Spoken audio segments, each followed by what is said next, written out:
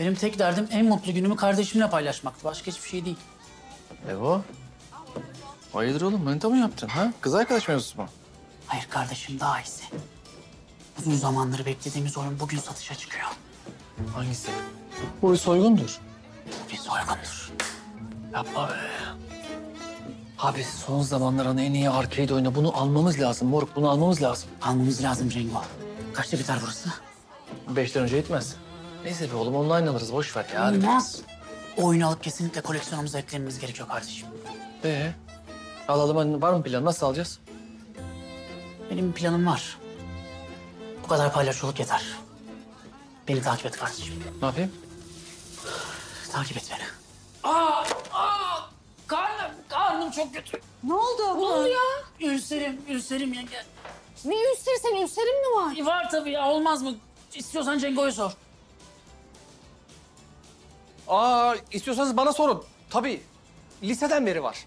Sizin limonatadan içtim. Hay içmez olaydım. Pardon da benim limonata böyle bir şey yapmaz. Ya limonatadan değil zaten. Benim asitli bir şey içmemem gerekiyor. Benim limonatamda asit de olmaz. Derincim uzatma istersen ha. Yani limon dokunuyor demek ki midesine işte. Çok kötü. Şimdi biz sana ne yapabiliriz? Ne iyileştirir, ne ilaç kullanıyorsun sen? İlaç olmaz yenge. Benim acil hemen hastaneye gitmem gerekiyor. İlaçla olacak iş değil bu. Ben götürüyorum o zaman. Olmaz. Ay niye? Ya sen gidersen her şey birbirine girer. Olmaz. Ben de araba kullanamıyorum. Ben servisteyim zaten, iptal. Olacak iş değil. Acil götürsün. Ben mi? Süper ağrıyor. Süper ağrıyor. Çok ağrıyor Cengo. Ben mi götüreceğim? Tüh ya.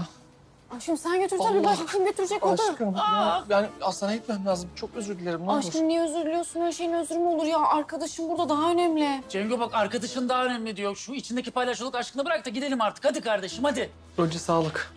Yani Çok kötü. görünmez ülser. Yapacak bir şey yok. Kusura bakma yenge.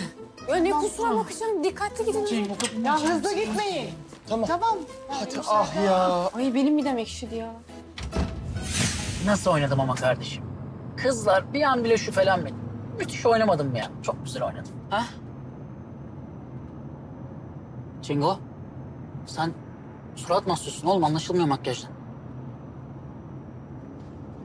Dur kardeşim, dur. Ne yapıyorsun Allah aşkına? Trafikte kardeşe vurulmaz. Ne yapıyorsun ya? Oğlum senin yüzünden karıma yalan söylemek zorunda kaldım. Ya Cengo, Allah aşkına sen değil miydin kardeşim oyunu almaya gidelim diye? Başka türlü nasıl almaya gidecektik oyunu ya? Olacak iş değil ya. Olacak iş değil. Oyunla karım arasında bir tercih yapmak zorunda kaldım. Dünyaya bak. Bırak Cengo Allah aşkına. Sen her türlü oyunu seçerdin de. Ben karımı seviyorum kardeşim. Leo, ben Ecem'i seviyorum. Çok seviyorum. Sev kardeşim. Sen Ecem'i sev, Ecem seni sevsin. Ama seni oyunlarınla beraber sevsin. Bir ilişkinin altın kuralı budur. Serseriye bak. Ya senin bir seneyi geçen kaç tane ilişkin oldu acaba? Ha? Kaç tane ilişkin oldu? Hiç. Çok mu şöyle mendil bir şey, elimizi yüzümüzü silelim ya. Ecem'in tarafında vardı o kapıya bak. Bu da mı?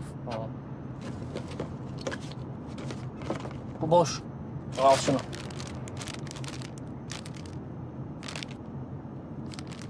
Bu da boş. Allah'ım yok başka yok.